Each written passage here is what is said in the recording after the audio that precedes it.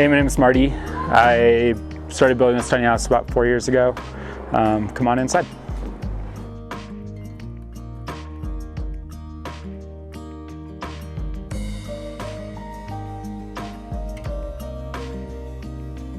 I live here with my partner and my dog. I've been living in this tiny house for a couple years. The largest part of the time I've been in it up until about a year ago, I had it located in a field. I basically had access on a power cord, no water, any of that. So the majority of the real work that's got done on it all occurred within the last year. My girlfriend's very happy that there's a flushing toilet these days and stuff like that. Just running water. I mean, I just didn't have running water forever. So it's been a long process. There's unfinished paint, missing trim, totally missing sections and doors and stuff like that. But for the longest time, it was livable enough for me, and now it's rather livable. And that's kind of what matters to me with this house, is just a spot that I can live. Welcome to the kitchen. Kind of starts out by the door here through the counter space.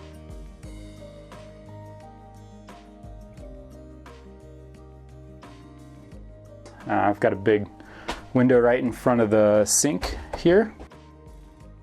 Between myself and my partner, we go through a lot of dishes.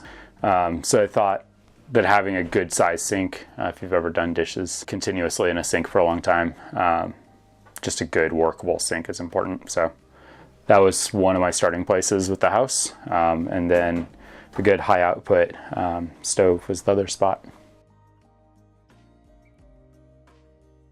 So this corner, once you get past most of the kitchen, it's kind of blind to most of the house, which is nice because it's one of the most cluttered spots. So it's where our most used item, the coffee maker, lands, and then knives and everything else. So it's nice that from the other end of the house, it's blind and you can't see it. Along with having a good full-size sink and stove, for me within the kitchen, something that was important is a good full-size fridge with both full-size freezer and upper unit. Obviously, some of these appliances are narrower, so they're down at the 24-inch size rather than 36 or greater in a normal house, just to be able to conserve space.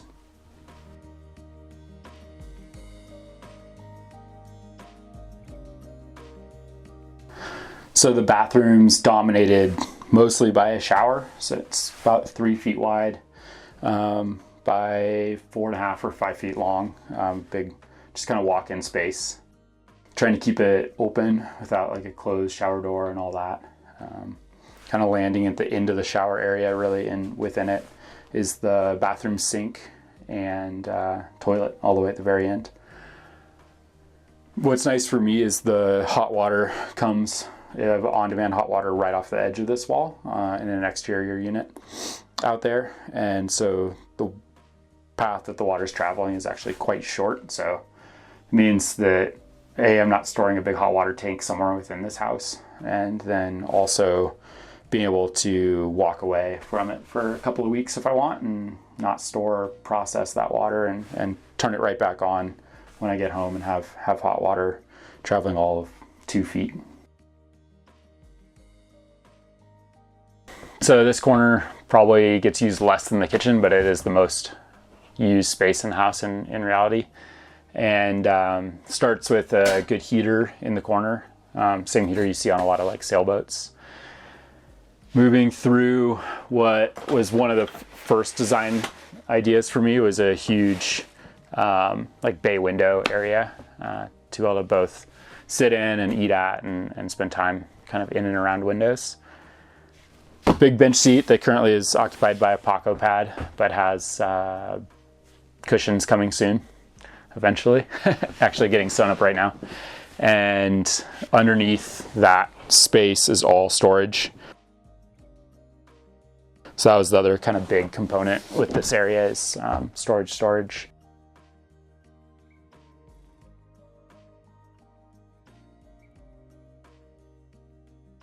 and what's a temporary top to a table right now, but a nice movable table that can both go out of the way, since it is my dog's sleeping area, as well as come back into space and seat one or two, or make a nice like work area as well.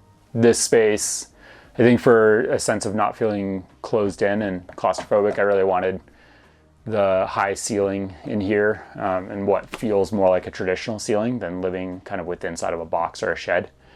At the top is a fairly small but nice ceiling fan to be able to move air. Something that's needed in small spaces, I think, is to be able to keep that air moving so it doesn't feel stagnant and small. Right next to a big skylight, which was also kind of all to that same end, was to be able to open up the space. I was driving through and landed for a wedding, and the person I was headed south to see moved here at the same time, and so I just kind of stopped. And in that process, searching for housing and jobs have just kind of made it work. One of those things is working in the outdoor industry, running a outdoor gear store, and working kind of closely within the town, I think, is the thing that I'm most happy to be doing. Really the house, like if you want to understand like how or why I ended up building the house, it's because I was looking for an apartment, a rental, a room, anything that I was allowed to have a dog, a previous dog actually. So that's how long it's been that I've been working on this house. And I just couldn't find a place that allowed dogs.